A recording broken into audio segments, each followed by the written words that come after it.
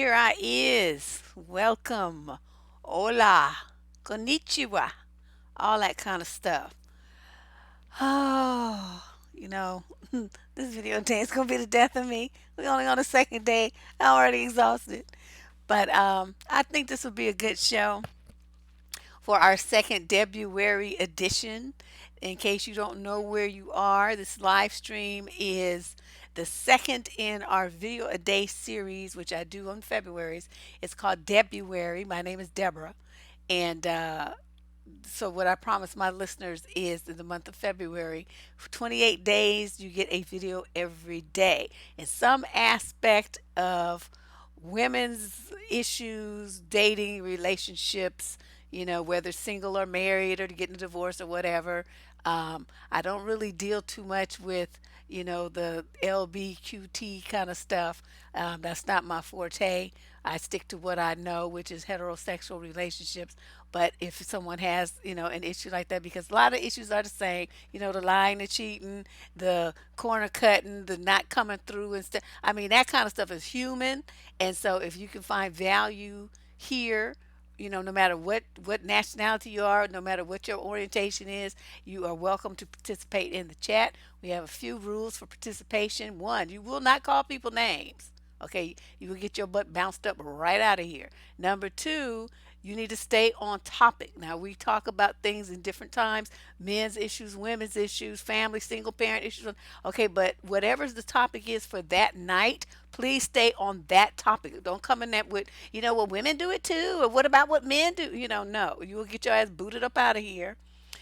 You need to, respect the moderators. They're gonna, kind of reinforce the rules and stuff, and ask. They will politely ask you to, to respect the other chatters and stuff, and you get an opportunity, But if you continue, then you will, be asked to leave, or you will be booted out. And the other thing we ask that you not do is reference people by name that have other channels or links to websites, that kind of thing. So it's just stay, respect the house that you in. And he's like, you don't go to nobody else's house talking about the food that you ate at somebody else's house, the house better or different, or you should go visit over there and all this other stuff. Okay, participate here. We love to have you here. Your thoughts and comments are welcome, because people take what I say here on the mic, they listen to that, but they also read what's in the chat. And there are a lot of great comments from the women who participate here. So, try to, if you can, look at both things to get the whole picture, because they're going to be commenting on the stuff that I say. And sometimes they have, insight, and they think of things that I didn't, because I'm, like this, and they, they're thinking of different things. They have come from different perspectives, different experiences, whatever. And so between all of us, though, you get a really well-rounded presentation on whatever topic that we're talking about. Yes, the day one was yesterday. That was the how zombies can teach women about how to pace a relationship. I understand that that is a crazy title. Somebody said that is a serious clickbait title, which it may be, but the idea came to me just watching a zombie movie, and that would be a good kind of parallel for women in relationships. So, what we're going to talk about tonight is the struggle that a lot of women have with endings. Okay, understanding when it's over. Now, we talked a little bit about that. I touched on it from the guy's perspective a couple of, I don't know, maybe last week or so, called the 25 ways to know that he wants to break up. I will try to remember to put a, what is it up here, the little link. I'll try to remember to do that after I edit the video, so that you can just click that and watch that video, because that gives you 25 really great ideas of how his behavior changes to let you know he wants to get out. He's ready to go. He just too cowardly to say so. Okay, so but then there's the other parts that we have to talk about, the breaking up part. Okay, the fact that it is over, the how you're going to deal with the loss of it, and finally, and how you're going to accept it and move on. So this is a multi-part discussion. I actually had help this time, so I have a friend named Inyasha who helped me with some research and put some of my stuff together, my outline and stuff. So I want to give her some dap for that, as I really appreciated it, because sometimes it's hard for a sister to do all this by herself. Okay, so now let's talk about those of you who don't get it when your relationship is about to end. Uh-oh, where did I put my printout of those people's relationship issues? Uh, uh, uh, uh. Uh-oh. It's not on my printer. Hold on a second. Is this it? Oh, I don't know where I put it. God, why can't I ever find anything? Well, anyway, in spite of all my wonderful help today, I still screwed up and lost something that I had printed out for the show today. I don't know where I put them. Maybe they're in here somewhere. I'm just not finding them. But anyway, let's talk about let's start with talking about what when you know that it's over. Okay, you finally reached the point where you fed up. You know, okay, this I can't do this anymore, and he's been so abusive, so negative, so lying, cheating, whatever it is. You finally had enough, and now it's time to go. You've made up your mind that it's time for you to leave. Why do so many of you fight that? You just like you can't seem to let go. And that's always bothered me because it's like what you see that it's causing you pain, you see that it's not getting any better. And some of you, do break away, but then you just go right back to the same mess. And I'm like, I was looking around for some psychological reasons for that because I was trying to understand it. And most of what I could research from the scientific studies I was reading about it in books, by psychotherapists and every doctors and whatnot, they said that we do things like that because it's comfortable to us. It's like a negative pain pattern. You know that what it's going to feel like, it's going to hurt. But for some people, that familiar pain is better than unfamiliar pleasure. Does that make sense? It's like the opportunity for something that's not painful is there. It's right there. But you're so afraid of it that you would rather stick to what you know, which is the heartache, the pain, the agony, the tears, and all of that because it's familiar, it's comfortable for you. And I thought, wow, that was really deep. And one scientist noted, I have to read this to you because I thought this was a main issue. Well, the being alone is part of that's like another issue, but that's a different issue than like the overall one, which is but still even being alone is afraid of the new thing because you might find great pleasure in being alone. You might find that you get to do stuff that you didn't really have time to do before, and you kind of like it. You know what I mean? But still, if the people are afraid of the new thing, the possible pleasure does not hold as much appeal for them as the comfortable and the familiar, even if it hurts. So yes, that is an aspect, but this is like the big umbrella under which all those other things are included. So this guy wrote. I have to read this to you because this was just beautiful. It's just like perfect. He says people are the only species in the world who run toward things that hurt them. When an animal gets bit or hurt by something or something, they know not to do it again. Like a dog who has an electric collar, he knows don't try to leave the yard because you're gonna get zapped. They don't do it again just to see if it'll hurt. They know it's going to hurt. They stop altogether and proceed with caution and turn the other way. So, why is it so hard for people to do the same thing when it comes to relationships? Wasn't that deep? I was like, oh, fuck. He is right. This is unbelievable. Um,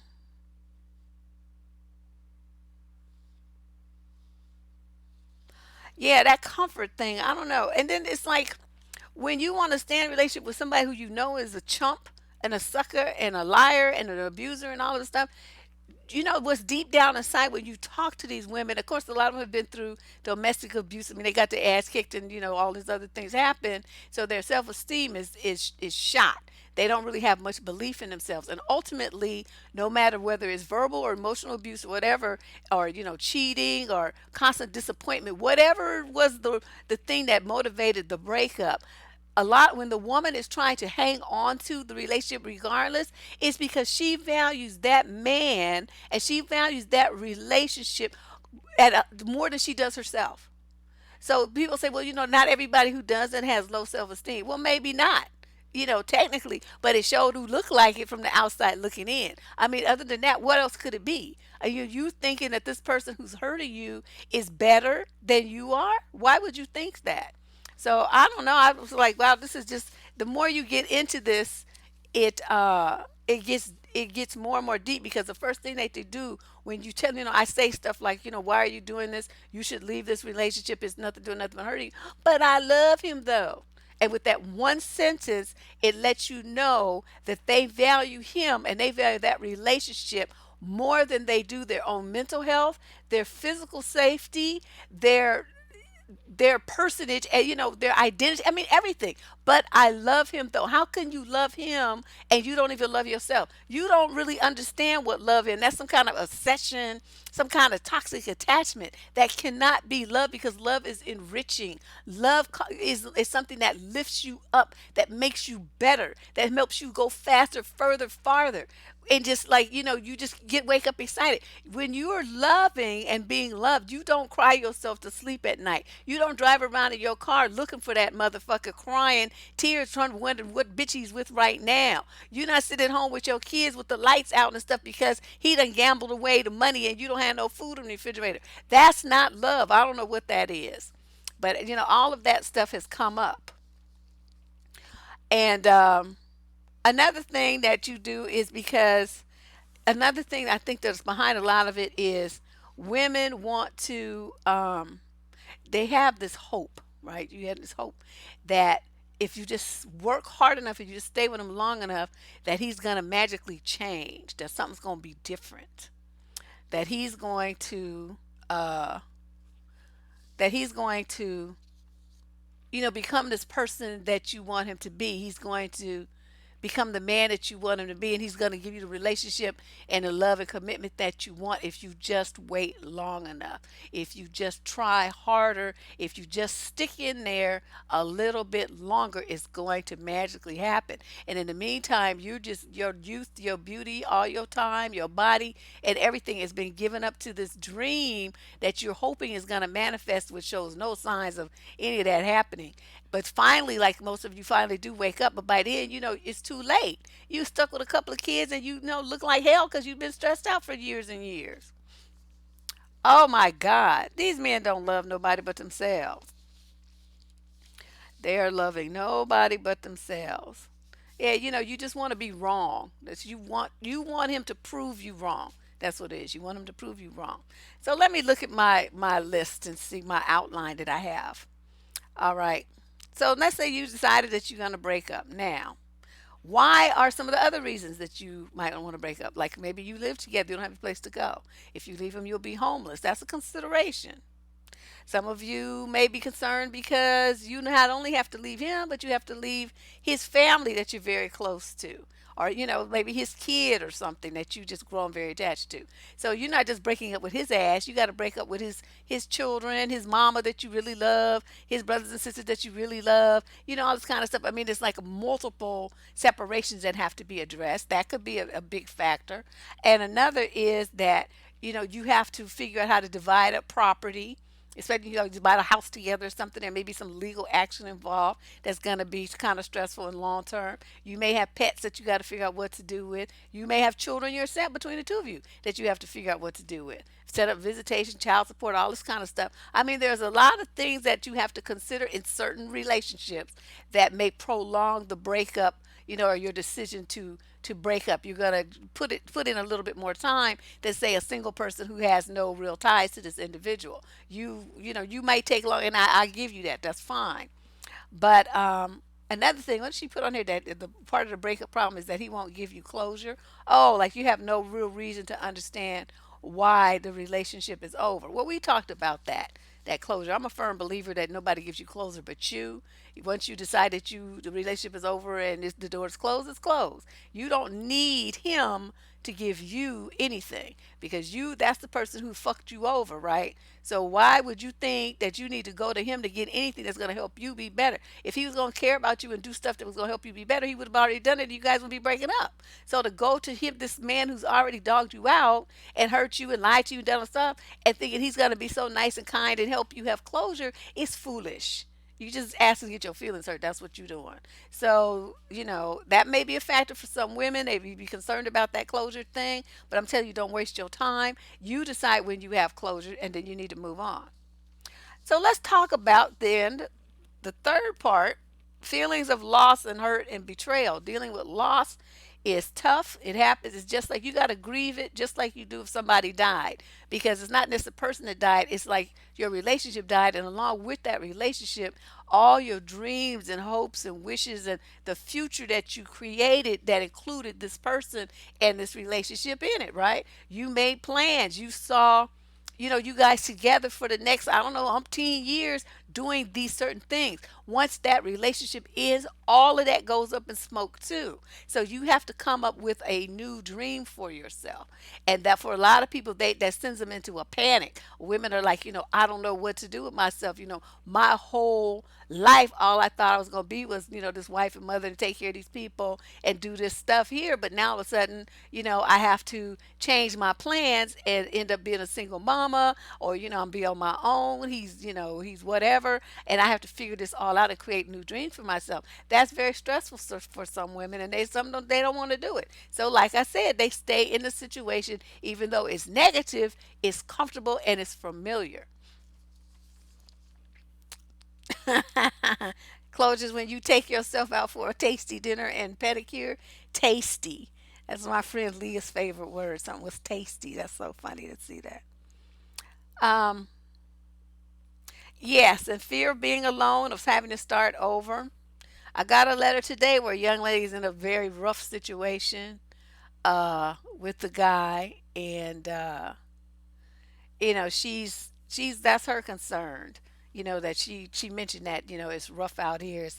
It's hard to find somebody who's good. And I'm like, well, that may be true, but that's not a concern that you have because what you have right now is shit. So what's out here can't be no worse. Yeah, it may be on a par, but you already know that. You already know what shit looks like. So now you should be able to avoid it because you didn't have this educating experience. But you should never be afraid of what might, coulda, shoulda, woulda, maybe, and all this old stuff. It's like the guy, this guy's not working for you. Just let it go. Be brave, have some courage. Don't want to stay stuck on stupid with some knucklehead that's gonna dog you out. And once they see that you're gonna accept abuse, they up the ante. Then your ass really gets rolled over because they know that you'll take it. So you don't want to do that. All right. And then feelings of rejection. A lot of women go through that. Is it you? Your ego feels beat up. You feel like you're not good enough. Your self esteem takes a hit because you feel like, I put all of this into it. I worked so hard. I tried to be the woman he wanted me to be and all this stuff. I sure wish I could find my letters that I printed out. I don't know where I put them. That, because they were examples of people who were having breakup issues that I pulled out of my advice column, and I wanted to read them to you, and I don't know where the hell I put them. Oh well, and I really am not finding them. Okay, now let's move on to this is the part that I want to talk. You guys have heard about the cycle of grief, the cycle of grief. And in actuality, this cycle of grief pertains to people who have been given a diagnosis of a terminal illness like cancer. That was what this was actually developed for. But it's been over the past 30, 40 years or so, it's been used synonymously with the endings of relationships.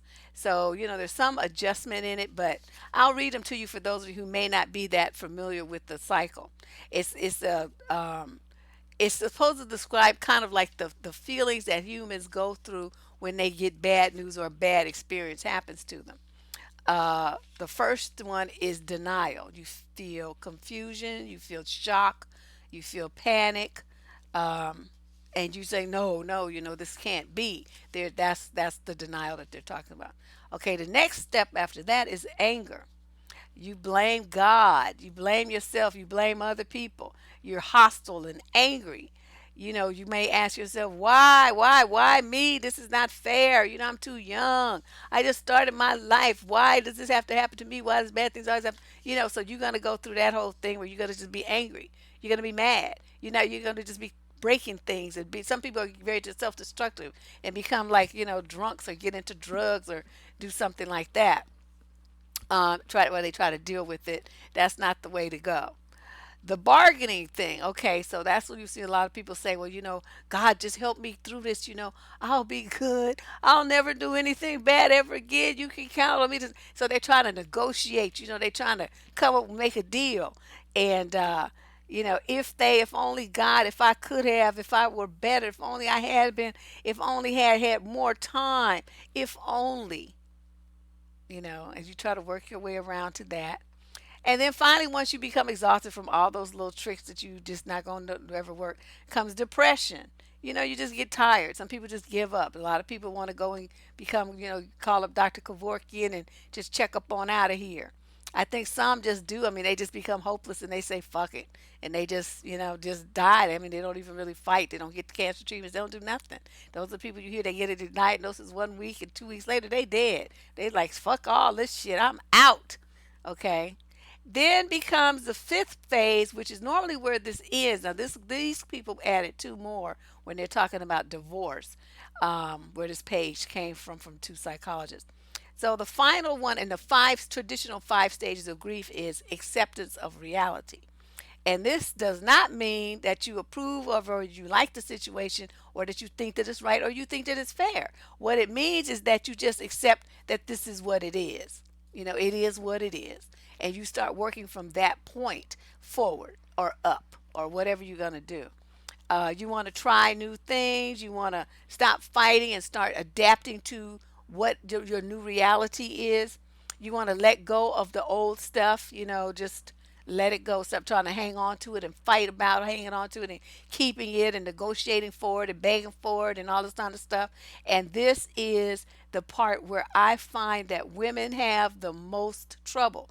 When guys have trouble like this, most women end up dead because they can't accept it. They're not going to accept the reality of the loss.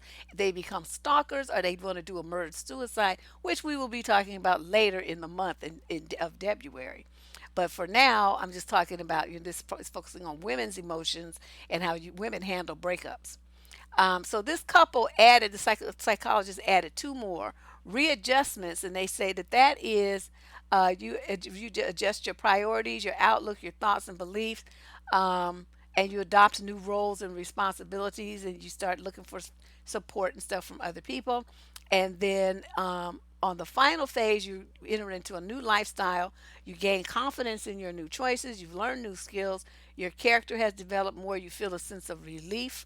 Your energy has returned, and you're able to enjoy your life again.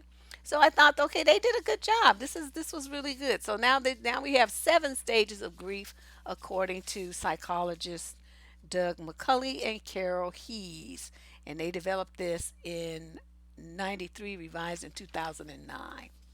Okay, so let's talk about uh, some. I've mentioned I skipped this over. Some clear signs that it's over. Like I mentioned, I did the 25 ways that you can, 25 clues rather that your dude is ready to go. But what if it's you that we're talking about? What kind of ways can you know that you are the one who should make the cut and leave? How about if you both miserable as fuck? Okay, you can't really stand the motherfucker no more. You know you can't stand him. The thought of him looking at you makes you itch. Okay, you don't want to screw him. You roll your eyes when he tries to talk to you, and yet you stay in the relationship. What is that? What is that? And it's a lot of women do that. Oh, I can't stand him. I don't want him to touch me no more. This, yeah, yeah. But you just stay in a relationship anyway. Okay, it's been time for you to leave. What you doing? What are you doing? Well, I mean, you do have to grieve. I mean, because this is not this kind of thing. Sometimes these are we're talking about.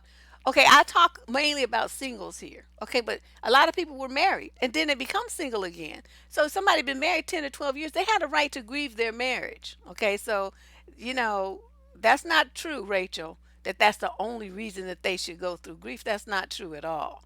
You can grieve, like I said, when you get married. Nobody gets married or enters into a long term relationship that they hope ends in marriage, thinking, oh, well, so what if this ends? I'll just go on and be happy anyway. I mean, ultimately, that is, the attitude that you have to take. But nobody goes into the relationship with that mentality.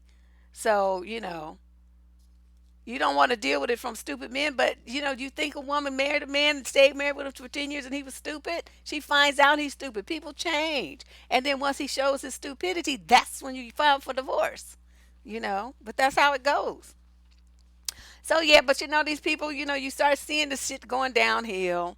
It's obviously not gonna get any better. My daddy's favorite phrase was once roses go to start smelling like shit, they don't never go back to smelling like roses. And I did a whole video on that, which I will link up there too. And it's true. I mean, you just gotta let shit go. Now, if you get into a situation where you neither one of you are expressing affection for each other anymore, that might be a clue that it's time to let that shit go. Um, there's cold. It's like you guys are roommates. I know a lot of people have that kind of marriage. They sleep in separate bedrooms even, and they still call themselves married. They don't have any affection. They have separate lives, but they still call themselves husband and wife, and they do it for whatever they do it for, convenience, social presentation, whatever. I don't know why really, but there are couples who live that kind of lifestyle. Your grandparents, okay, so you know what I'm talking about. Here's somebody in the chat who's got grandparents that are living that exact situation. They hate each other and it's obvious. Wow, that is so sad. But okay, their grandparents, how long they been together? 40 years? It's like at a certain point, getting a divorce becomes redundant. It's like, what the fuck for? Just be in a separate bedroom. You know what I mean? But I'm talking, like younger people. That's your grandparents. That's just, girl, I don't know. Have to look at them. I'd be looking at them. That would be kind of interesting to see. Why's my light keep doing that? My camera's flipping out today. All right, or number four, you always thinking about ending it. Have you ever just thought about that?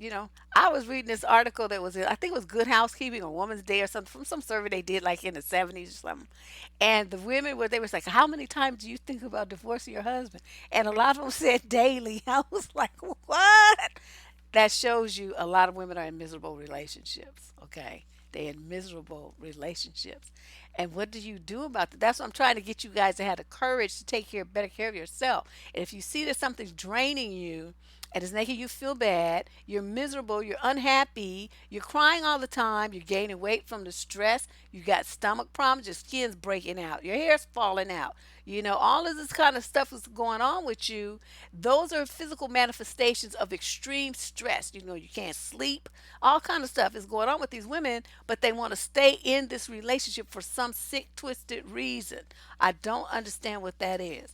My parents used to call that a black folks divorce because every like you would have like a man who was married, right, and he'd be in the north and his wife in the south. I mean, like of the United States, kind of not like North City and South City. I'm talking about states away, and he'd be living with some woman, have a whole new family, and she'd be down in the South having a whole. But they would never legally get divorced. And my parents used to make jokes and call it a black folks divorce because I guess a lot of people used to live that lifestyle, in the 30s, 40s, and 50s. They didn't get a legal divorce, but I mean, they just didn't, they just wasn't living like normal married people.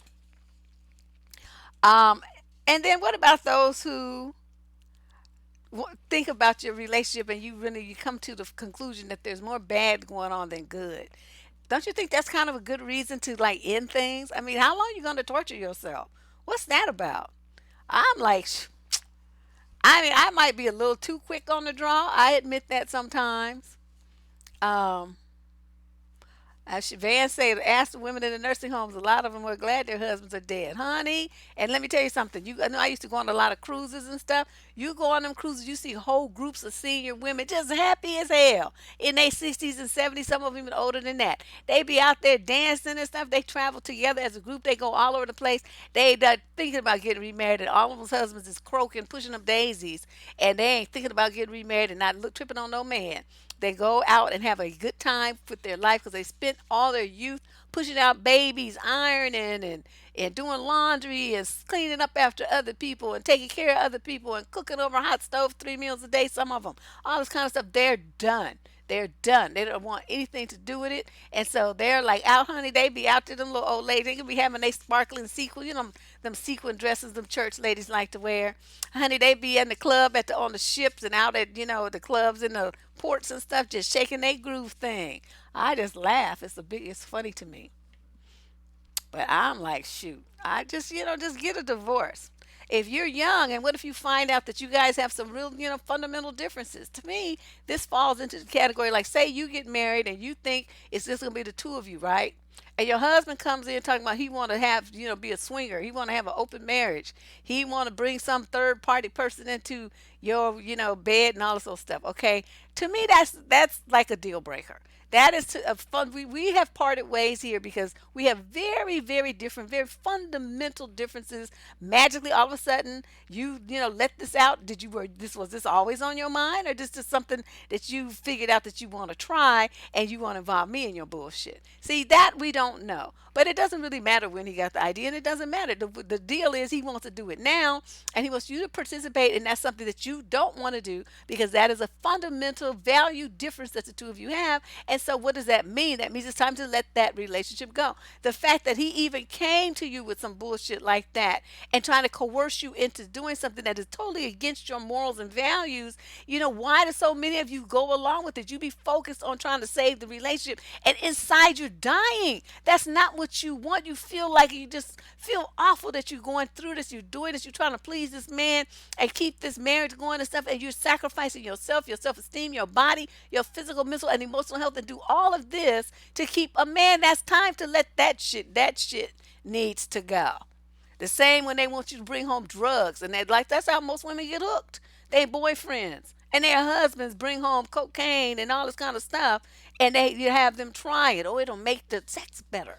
It'll just so you love him, right? You know that you don't really want to do this, but you do it because he wants you to, and you love him and you trust him, and you think, well, I guess it'll be okay since he wants me to do it. And then you end up all fucked up and hooked on some shit and looking like some kind of meth addict, all your beauty gone in about 2 years because you done picked up some drugs from some motherfucking monkey that got you doing some old fucked up shit.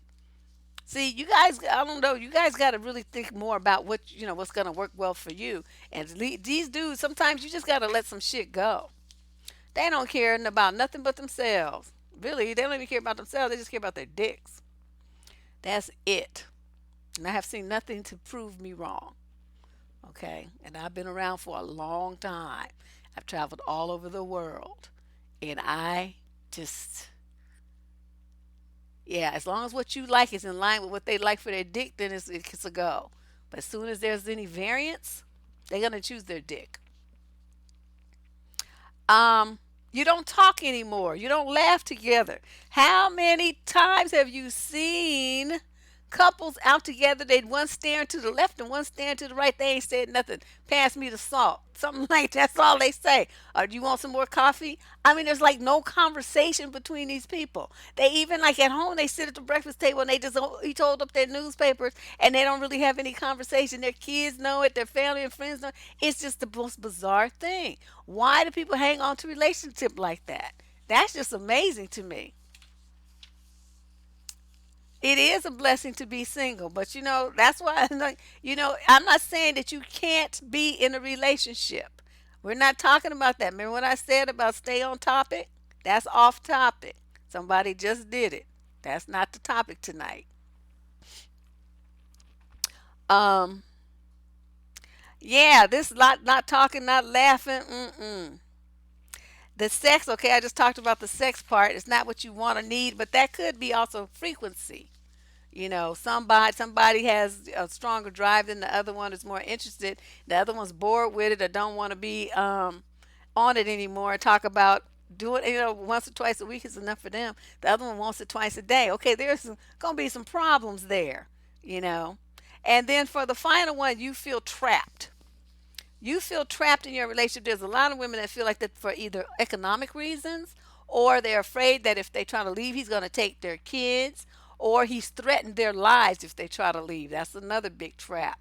So, sometimes people are afraid to leave for those reasons. I mean, and those are very serious reasons, and they're very, valid ones. And I'm not saying what you should do. I'm not here to dictate that.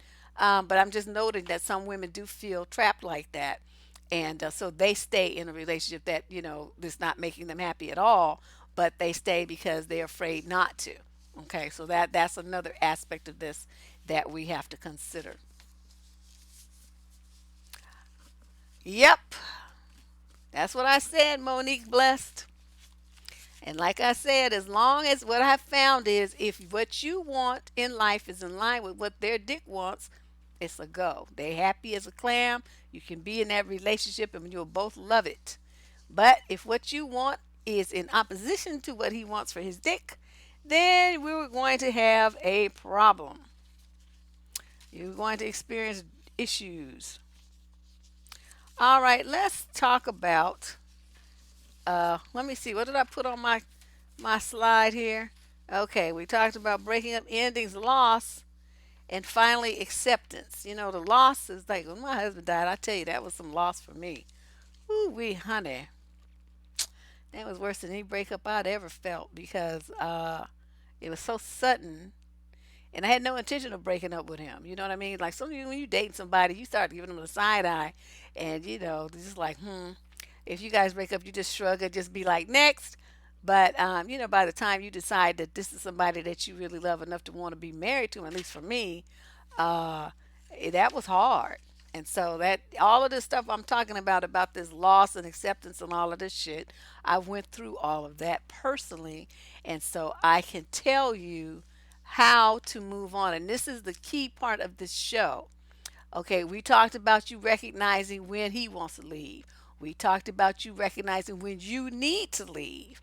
We talked about the feelings of loss that you're going to experience, the having to find a new dream, a new path for yourself, a new path for your kids, the change in your lifestyle that you may experience financially, or child visitation and custody issues and all of those stuff, splitting up a property, all that stuff. Okay, all of that is a major lifestyle change that you may have to experience, especially if you were married and had your kids or property or whatever. Okay, so now we're to the point now where we're deal with that, and now we're at the point where those struggles are behind us, and now we're getting to the point where we need to accept where we are and what's going on. Okay, this is where I think I can be the greatest assistance, because acceptance seems to be where people struggle. Um, I mean, just really like stay depressed about it, and stalking the person, and you know just checking on their social media, and crank calling them, and driving by their house, and wanting to fight their new boyfriend and new girlfriend, and just drama, and all of that emanates from one source: a lack of acceptance that the relationship is over. You see them with a new person. To me, even when they cheat, that means the relationship is over. To me, it's over as of that day. So, I mean, that's where my separation starts and stuff. I'm not going to be coming after somebody else. You got they coochie juice all over you, and you come and get in bed with me. No, motherfucker, we not doing that. And it's not because of jealousy or stuff. It's because you promised me something and then you didn't deliver. Okay, so this it's about you being an authentic person, being a man of integrity, being a man of your word. If I can't trust you to be a man of your word, I have no need for you in my life. And it don't matter if it's another bitch, another man, an elephant, a dog. I don't care what it is or who it is. It's the fact that you did not keep your word to me is all I'm focusing on. That's it. That's all I'm thinking about. So let me go through my, how many do I have? One, two, three, four, five, six, seven, eight, nine, 10. I have 11 things that I could think of. I might think of some more as I start talking that will help you uh, accept that your shit is over and to let it go and to move on. Okay. So when you really think about it, most relationships end, right? I mean, you look at there's a more than 50% divorce rate, so that's ending for marriages. But think of all the times you dated somebody and called yourself boyfriend and girlfriend, and then you didn't make it. I mean, by the time most of us get married, then we've been through that cycle at least 3 or 4 times, right? So the ratio, more relationships break up than that make it to the distance of old age and happily ever after. I mean, when you think of it in that respect, having some tools to use to get to acceptance faster and to move on faster and easier is something that everybody should work to have in their relationship arsenal. The odds of you breaking up a relationship and it coming to an end is like 50 to 1 over like say going the distance. So I mean that's just reality, right? I'm just saying. Yeah, there's the vetting skills one. Vetting men, it's called. That's the title. Big old block letters. All right, so how can you successfully accept that your shit is over? Point number one, you will cut off all contact with them. Now, the favorite phrase on the internet is go no contact. Go no contact, everybody says. Cut off all contact, go no, whatever way you want to phrase it. What does that mean? That means you're not going to be calling them. You're not going to be missing them in the middle of the night and sending them a text, I miss you. You're not going to be stalking their social media pages. You're not going to send them an email. You're not going to try to call them at work. You're not going to crank call them. You're not going to send them anything in the mail for their birthday, trying to act like you also considered and stuff. And like, well, it was his birthday. It was her birthday. I just wanted to, to just let him know I was thinking about him. No, you're not going to do that. You're not going to do that. You're going to go no contact. You're going to stay away from this person. You're going to block them on your phone. They can't call you. They can't text you. You're going to block them on all your social media accounts. Not only are you going to block them, you're going to block all their friends and all their relatives. Any friends that you have in common with this individual, you're going to block them as well. And while you're in block mode, you're not going to accept no new friend requests.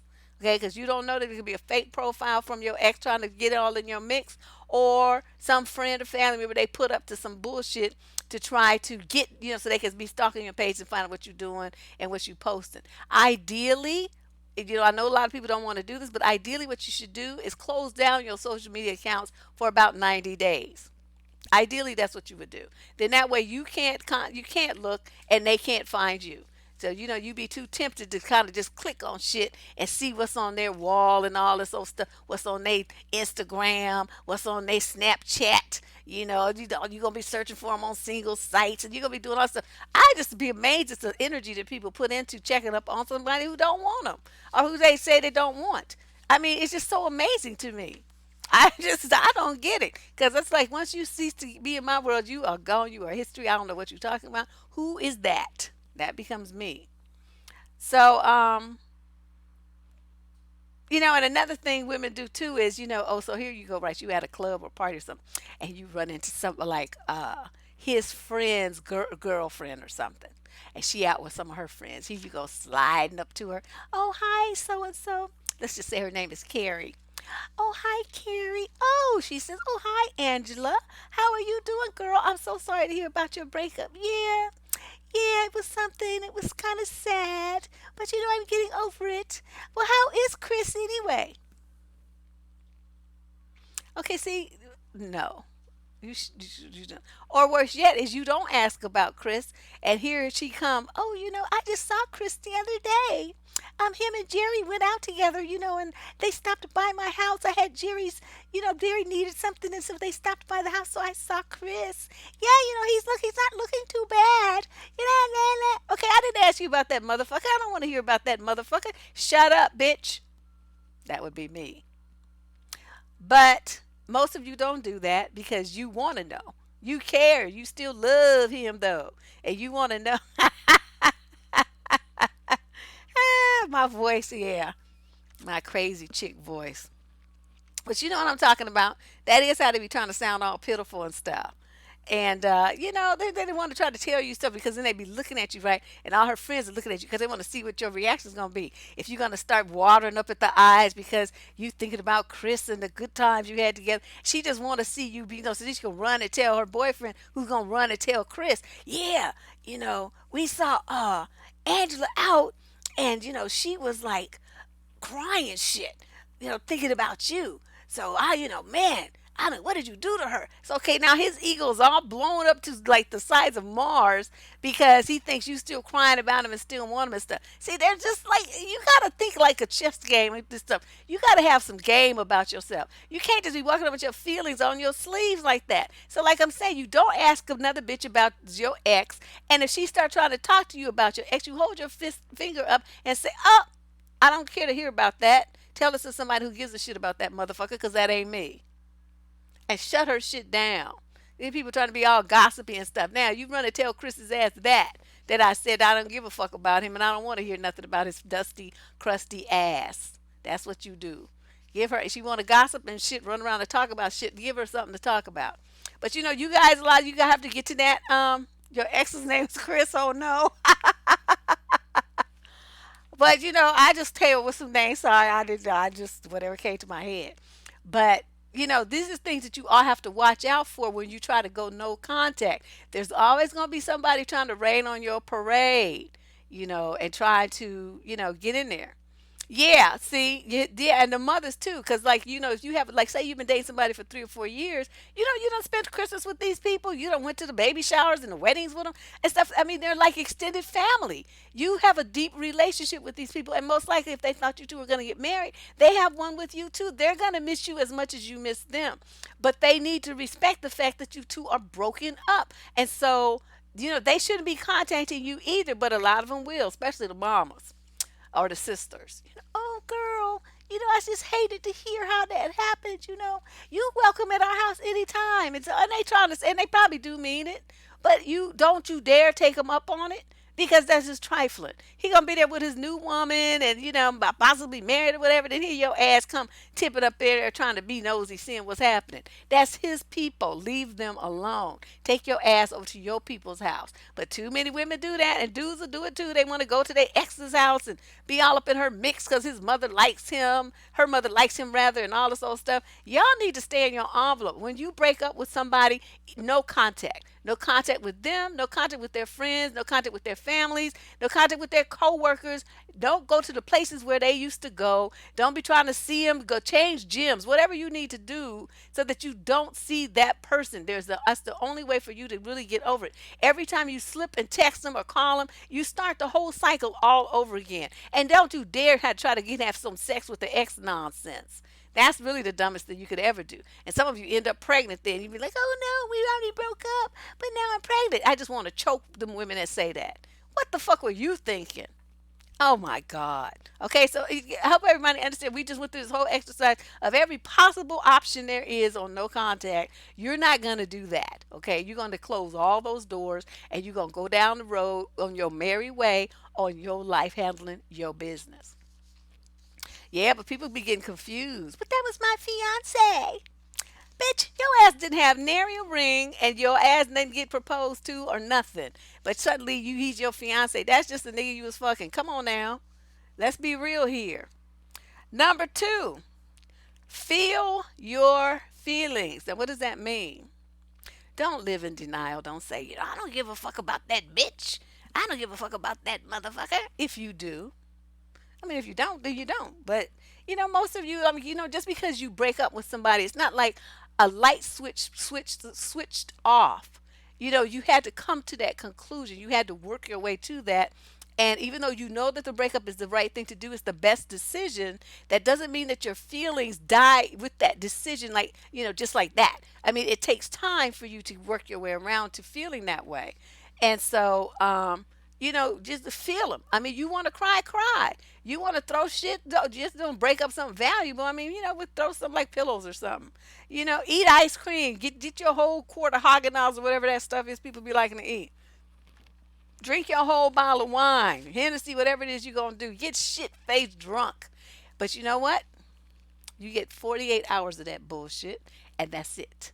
So you better enjoy it during them 2 days because that's all you get. You just go hog, buck wild, just act a complete fool, cry till you look like a total wreck. Don't comb your hair. You don't have to take it. So you don't have to do shit. Just lay around and cry. Get it all out. Get it all out. You got 48 hours. When that clock dings and that 48 hours is up, you get your ass up. You get in the shower. You do your hair. You put your makeup on, and you get back out there in life because your grieving time is now over. That's it. That's it. That's all you get. Now this may be longer. Like I said, if you were married and you have children, and there's going to be some other battles that you have to fight and all that, but still, you got to put a cutoff on that shit because you, not unlike a single woman who could just pack her shit and go on with her life, you have to not only protect yourself from future drama, you got to protect your children too. So you got to roll. You got to start getting battle ready. So you don't have time to be rolling around feeling sorry for yourself, crying and eating ice cream and shit and being drunk. You got to handle your business to keep your kids straight and to get their lives as well as your own back on track. So I still recommend no more than 48 hours. You could leave the kids with your mama or something and have a weekend of you where you just crying, whine, act a fool. Then after that, you get up and you start making plans for how you gonna handle your shit. Okay, because you got to be mama bear now. You don't have time for this wine and shit. And the shit is over. You get 2 days, like I said, and that's it. That's all you get. I can't stand it when women months later still crying about some nigger. It's like, what was wrong with you that you think that that's what you need to be doing with yourself? Come on now. Oh, and also remember, you don't have to forgive him too. This is a big one because you're gonna see people saying, then the part I put this is under still feel your feelings. Point number two. People are gonna be like, well, the best thing to do, is to forgive him. I know he hurt you. He hurt you, but you need to forgive. No, you don't. Tell whoever tells you that, tell them to shut the fuck up. You don't have to forgive a goddamn thing. Okay, and that's the people always want you to forgive and forget. No, I'm not gonna forgive that nigga, and I'm not gonna forget nothing he did to me. I'm not gonna be still mad about it, but I'm not gonna forget about it. So don't say that to me. Do not say that to me. That shit is an insult. I can't stand it when people say that to you. You don't tell somebody else what to do with their feelings and their mind and all this stuff when it comes to how they're going to process their grief and feelings and all of that kind of stuff. You don't have that right. Okay, now if she wants to think about it, have this in her head, and so that it helps her stay on track. It helps her stay away from him. Then that's a good thing, and I'll tell you why in a little bit. Okay, number three, challenge your negative thoughts. Now, where this comes in is you broke up, right? You maybe didn't really want the breakup, or maybe you thought it was the best thing, but you still didn't really want it. You just knew it was what you needed to do. So then you guys start as part of your pity party, you start attacking yourselves. Oh, oh, I should have dressed sexier. I should have cut my hair. I should have lost weight. I should have exercised more. I should have dressed sexier. I should have, I could have, I would have, so you blaming yourself, right? You going down this whole list. You got this whole litany of things that you feel like you could have done better, not done, said, not said, wore, not wore. I mean, just this whole thing where you blame yourself for his behavior that led to the end of the relationship. Why do you do that to yourself? I don't get it because the worst one is never me. It's always you. So, but that's, maybe I'm a sociopath. I don't know. But I would never sit up there blaming myself, pick myself apart because some nigga decided to do some bullshit and end our relationship. Whatever he decided to do, he made the choice to do that. It had nothing to do with it. Okay, you decided to do that, but you can't use your mouth now. If you unhappy, you can't use your words and say, well, this and that, I don't like this and that, and then we could talk about it. Either we could make some adjustments, or if I don't feel like making adjustments, then we'll break up.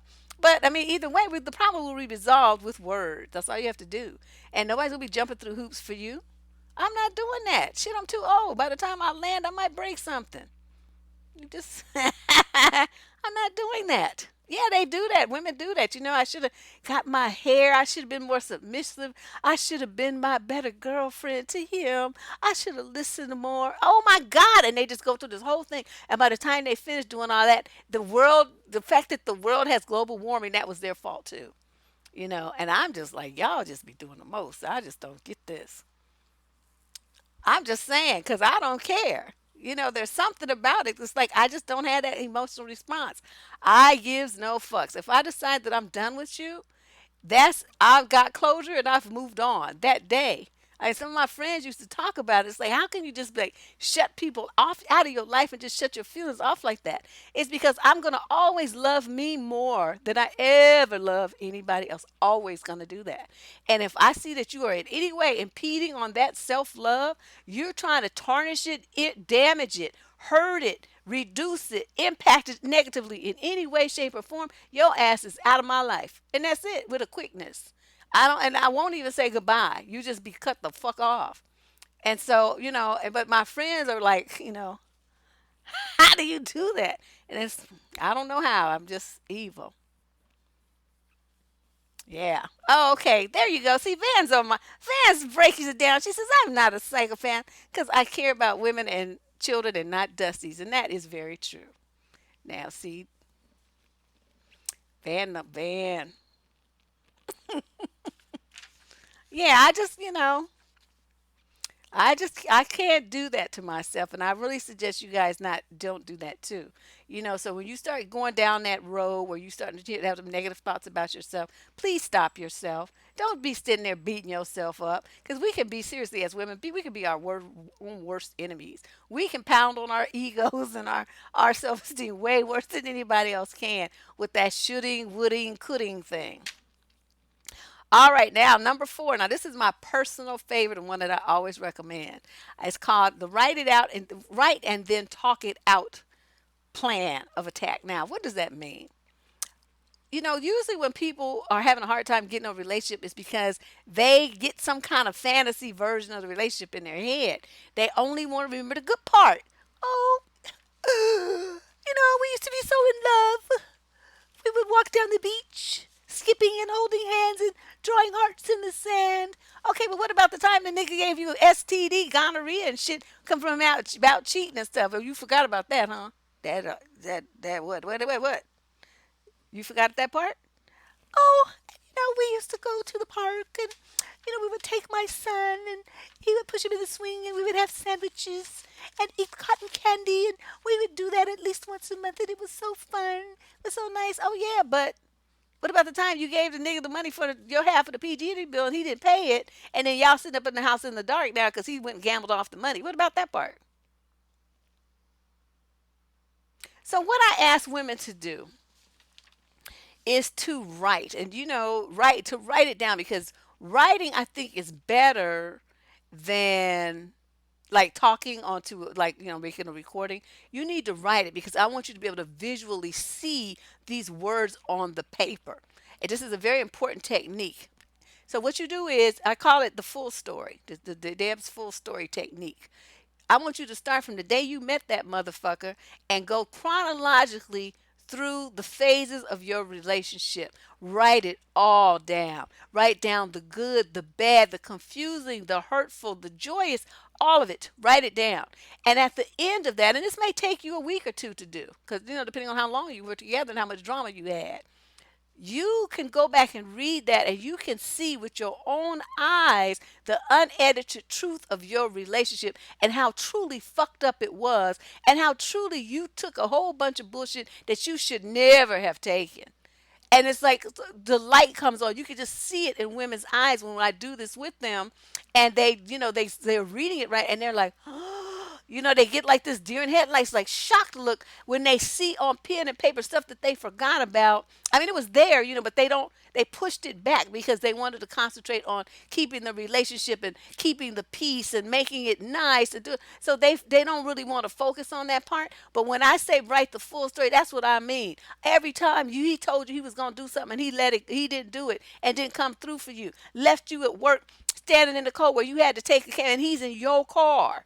This kind of stuff. All these things that they do, these thoughtless, inconsiderate, hurtful things, the weird shit they said to you that made you feel like you were this tall. All of that, put it all down. Okay? The whole truth of your relationship. And eventually, like I said, you will see it. And then what you okay, so that's the write it out part. The talk it out part is you meet with your friends, two or three, your very trusted friends, and you give them that paper. And then you guys talk about it. Now the idea these have to be friends that you really trust because with good sense, okay, not some mammy kiss up pick me types. If you got that type, you need to get new friends. But what you want to do is your friends are going to look at that and they're going to say, girl, you never told us you was going through all of this. You should have asked us for help. You should have asked for support. We would have been there for you. So you could see that you had love coming in your, it just wasn't coming from him, but you still had people in your life that loved you. You see what I mean? This is an important part too. And then as you guys look at that, you can come up with a plan together. Like, okay, if I see this and this happening in the future, what are you going to do different, honey? What you going to do different next time so that you don't end up in the same situation again? Okay, so your friends can help you get there because they love you and they want you to be your best self and live your best life because they love you like that.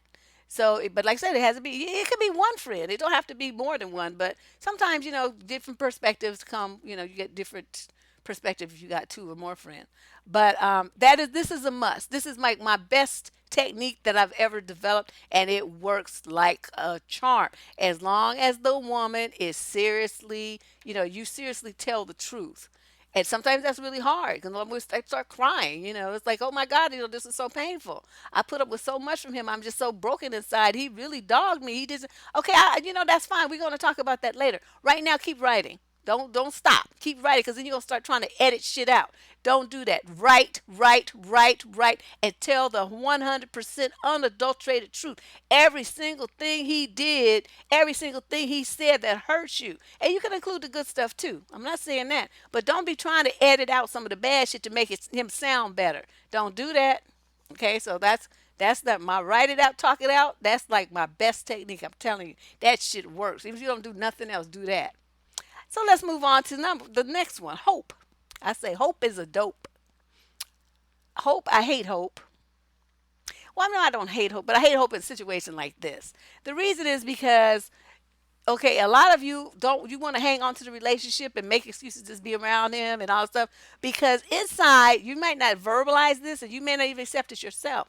Inside, what you're really doing is hoping that he'll change. You're hoping that the relationship that you imagined in your imagination that the two of you was going to have will somehow magically materialize. You're hoping that he's going to suddenly wake up and realize how much you mean to him and how stupid he was, and it'll have an ending like in the fairy stories and shit. That's what you're really hoping. But you don't want to say it, but that's what you're really hoping. And that's why you keep hanging on, hanging on, hanging on, hanging on, and refusing to let go of some toxic bullshit. Yes. You want to kiss that dusty motherfucker and have him turn into a prince. You going to get his dusty lips. It's like, you can't kiss the dusty and hope it's going to turn into anything else. It's also going to be a damp dusty from your slobber. That's it. That's it. That's all. Yeah, ladies, you hope that put hope in your kids.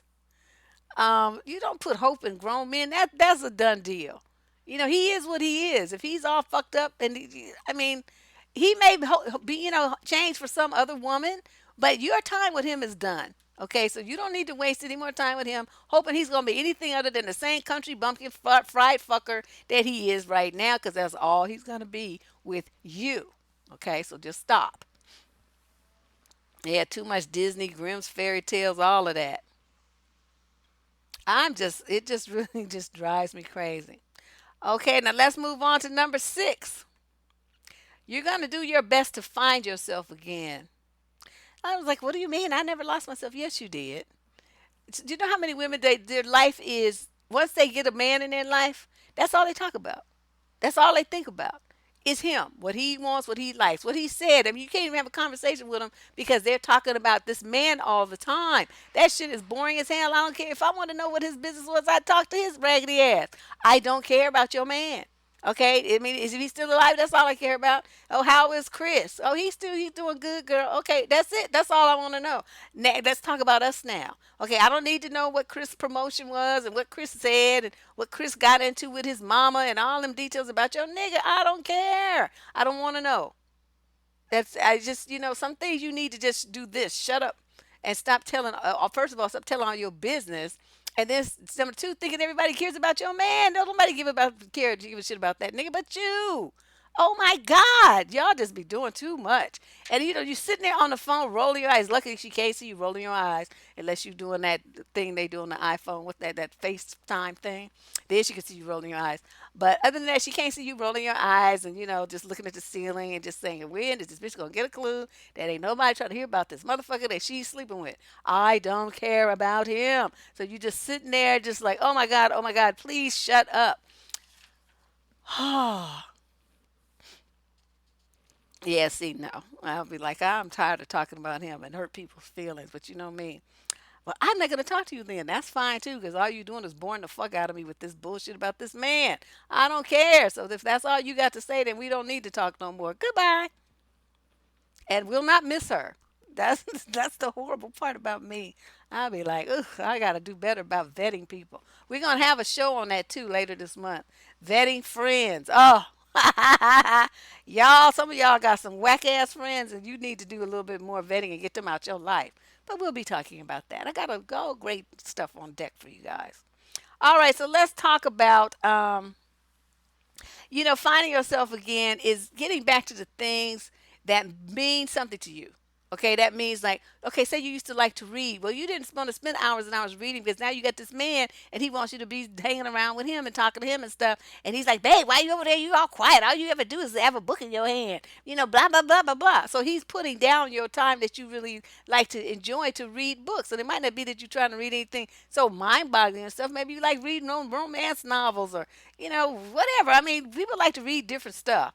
And whatever you like to read, that's your business. But suddenly you don't do that because you with this man. Or you used to like take long baths and soaks in the bathtub and drink wine and listen to music in there. Well, suddenly he want to try to get in the tub with you. Or babe, come on, hurry up. Come on out. Let's do this. But so he trying to rush you and everything. So you never get the time to do that. You don't like to go out in the woods. I talked about this. A girl who used to do this. Her boyfriend was a real outdoorsy type, and she liked to do like nail salons and spa days as her entertainment. And so, you would give you a chance to get back to your nail salons and spa days and not have to deal with mosquitoes anymore and be worried about snakes and bears and whatnot. So find yourself in the things that bring you joy and get back to that. Find yourself in your center. And then reconnect. Part of that is reconnecting with your friends and family because usually they kind of get pushed to the side as well because you spending all your free time with this dude. You don't see them as much as you used to. You used to have shopping days with your girlfriends where you guys went to breakfast, shopped, went to lunch, shopped, and then went to a movie or something afterwards. And it was a whole day of you bonding with your friends, but you don't do it anymore because the weekend now you got to spend it with dude. So there's a lot of things that, opportunities here for you to reconnect with who and what you are and the person that you want to be once you break up. And it also helps you heal. All right. So number, I don't know what we on. I put letters on them. So this is G. Avoid talking about him. Now, I just talked about that, but I was talking about from the sense of where the women are actually still in the relationship. I want to talk about once you break up, stop talking about him. Stop talking about him. You know why? Because if you're talking about that means you're thinking about him. How many times have I told you guys that? Men talk about what they're thinking about and the same with you. So if every other word out your mouth is something about this man, you still talking about Chris, and it's months later, weeks later, and well, Chris used to like, well, Chris, me and Chris, and you still talking about Chris, and y'all been broke up. Okay, that means you're thinking about Chris a little bit too much. You need to be thinking about yourself. You know, you need to be thinking about you. Um, Because you think about it, I mean, how is that helping you to be thinking about him all the time? He ain't thinking about your ass. He's on to the next broad, and you still talking about Chris. Letter H. Oh, you could be a Mac like my grandmother. Let me tell you something. My grandmother was something else. Because when I was a teenager, uh, I had like older female cousins because I was only like 12 or 13 or something like that. And they were like, 16, 17, 18. And I remember walking in the kitchen one time. My grandmother was sitting there talking to them. And she was telling them that the best way to get over uh, one man is to get under a new one. And I was, we were all like, grandmother, how could you say such a thing? Because she was just this little tiny little lady, with all these grandkids, and you just would never think of her like being like a sex pot or anything. I mean, that just didn't like compute.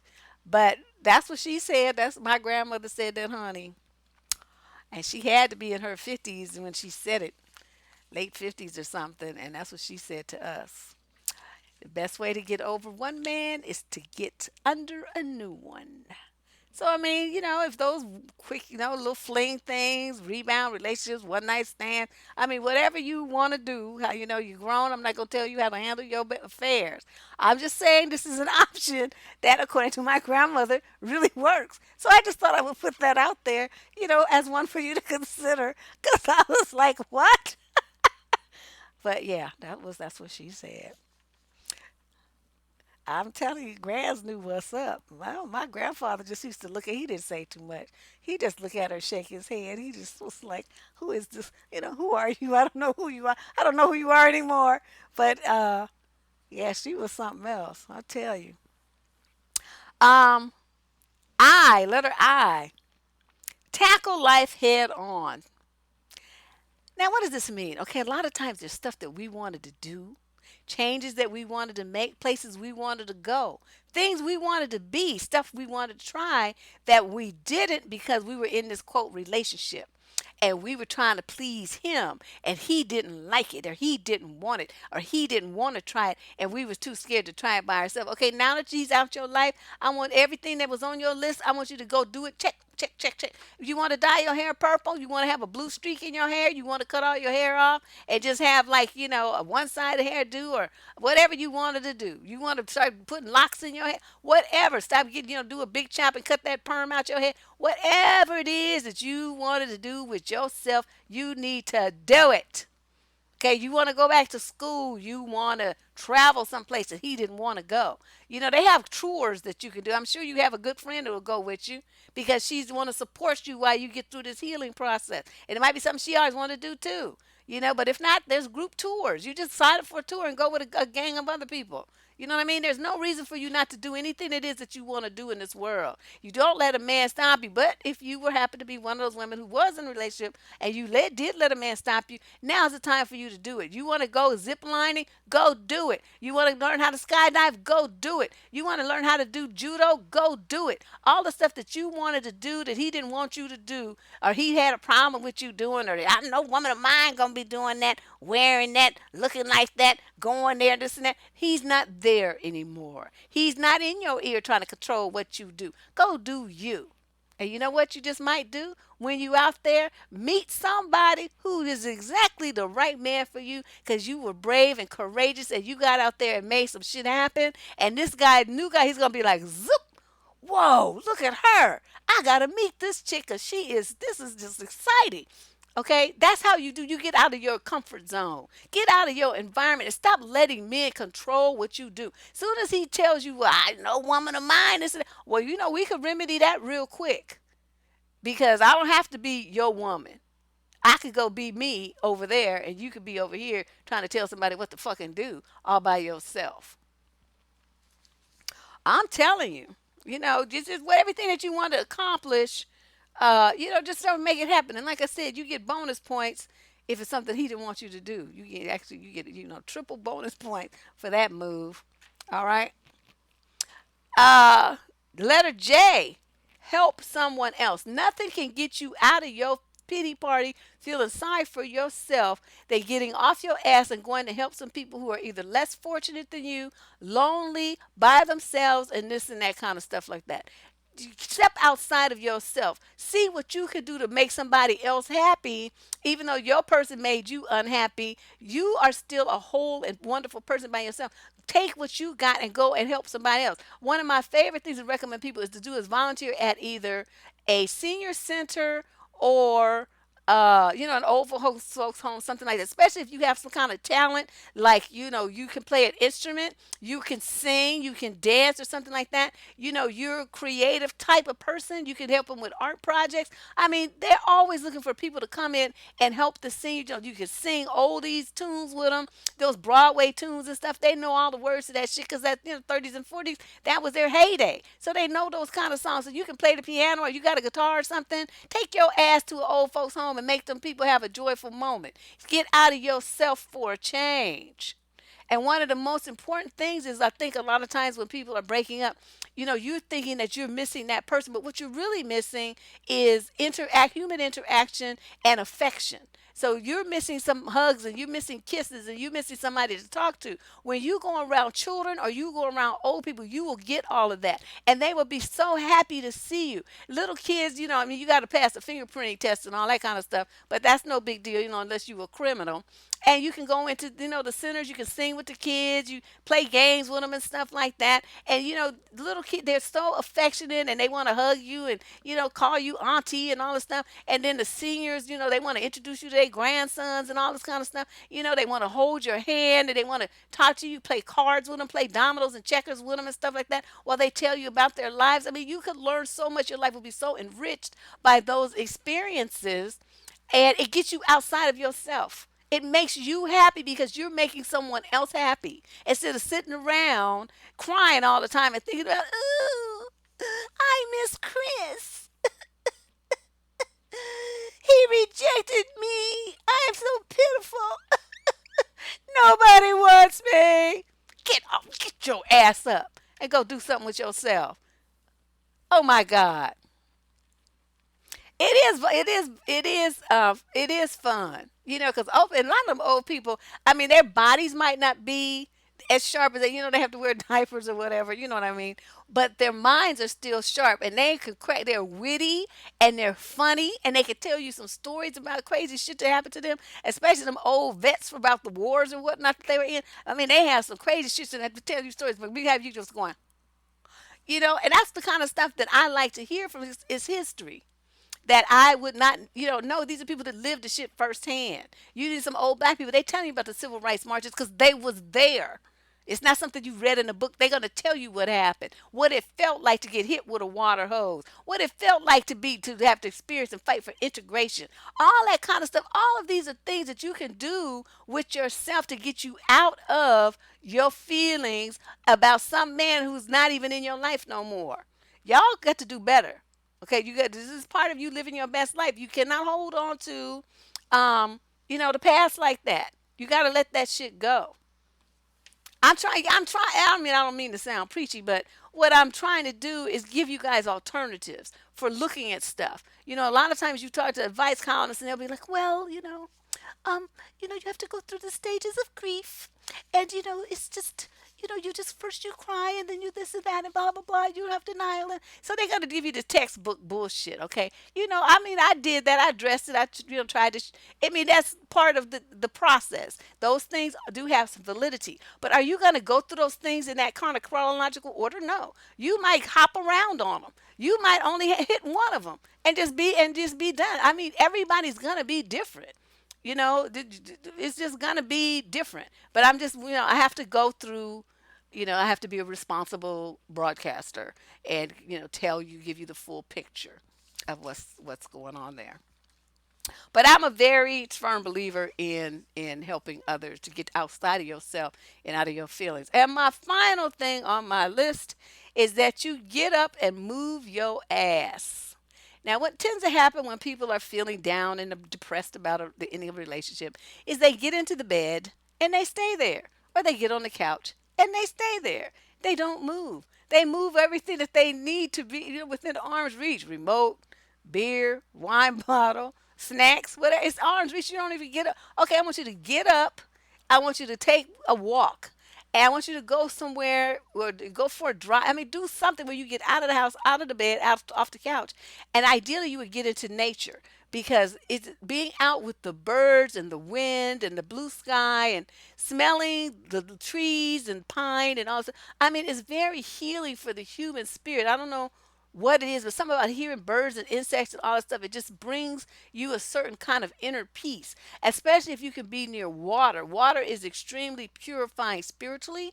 And, if you can sit by a body of water and, think about some things and clear your head and stuff, it, symbolically, your troubles wash away as that stream or that river does. It washes away. And so, water is a great source of peace of mind. If you just go down to a pier and look out at a lake or at the ocean or something, something about it for human beings. Water is extremely spiritually purifying, and of course, the number two purify. Fire is very purifying, but with fire, you tend to like not be around to think about it, whereas you could look at water and it'd be okay. So that's those are my thoughts on breaking up and how you can handle a breakup better than most of you who have been writing in about these things. I think one of the letters I had from a guy that I was going to read you, I'll just give you the highlights. He and his girlfriend had owned a house. They'd been together a number of years, and they broke up. He moved out. And somehow they had struck some agreement while she was living in the house that she wouldn't be bringing in other dudes to the house. I don't know how that happened. But anyway, she evidently violated it and told him she didn't care because they were in the process of selling the house anyway. And what's the problem? He didn't live there. Why is he tripping? And he feels like, well, I have to go there and get my stuff, this and that. And, the fact that she has this guy that's really bothering me. I'm imagining them together and this and that. Okay, keep in mind now they're broken up. And he's going through all these changes about this ex and what she's doing with some other dude in the house that he used to live in. I'm like, you don't live there anymore. The house is going to be sold, and half the house is hers. So if she wants to have the guy in half or her half of the house, there ain't shit you can say about that. And there was no reason to even make a stupid agreement like that. What are we, five here? You only get to play with half the crayons. I mean, I couldn't even understand it, but he was like all up in his feelings about this woman moving on and with some other guy, and that's why I suggested that he look at this video, this live stream tonight because he needed some help. Dude was just doing the most. So I hope that you guys find this helpful. If you have any questions about breaking up, feel free to post them down below the video. If you have a question about your relationship ending or whatever, you be sure to go to the top of the page and you can see where it says get advice. It shows a little yellow frowny face icon. Click that. It'll take you to the advice submission form. Submit your questions there. I do not accept relationship advice questions by email, nor do I answer them if you post them on the wall. That is a no-no. Use the proper channels, please, with all the electronic releases in it. So that's at the top of the YouTube channel with a little yellow frowny face. Click it. It says get advice. Just click that and just fill it out. And I'll be happy to add your question to What the Fuck Tuesday of the next week. Now, we're in the middle, well, we're at the beginning actually, of Debuary, which is our affectionate name for the month of February, because once every February, we do a video every day. That's my treat to you guys. It's kicking my ass, but I'm trying to do it.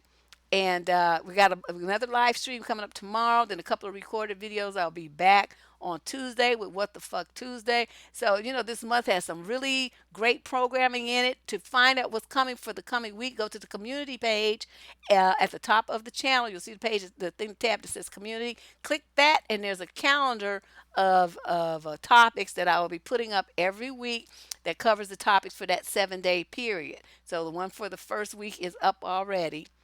It's a frowny face. It's a little yellow frowny face at the top of the channel. And that's the face where it says get advice. So if you see the little yellow frowny face icon, it's real tiny. And just click the button next to it that says get advice. And that's where you submit your advice questions for the column. But thank you guys, and thank you for coming for day 2 of Debuary, video a day Debuary, here on the Debsterism Channel, streaming simultaneously on YouTube and Twitch.tv. I will be back tomorrow. We'll be here at 4 p.m. Pacific time tomorrow. I think we're battling with the Super Bowl viewers, but whatever. I'm not too concerned about that. Neither one of my teams are playing, so I don't care. And I hope Green Bay loses. Okay, I'll see you guys tomorrow. Like I said, if you have any advice questions, submit them to the top at the top of the YouTube channel where it says get advice. If you have ideas that you would like to see considered for Debuary, because I still have a couple of open slots, submit them to survivingdating@gmail.com. Other than that, I will be here tomorrow at 4 p.m. sharp. That's Pacific Standard Time. And I hope that you can join me. We'll be talking about teen dating violence in honor of Teen Dating Violence Awareness Month.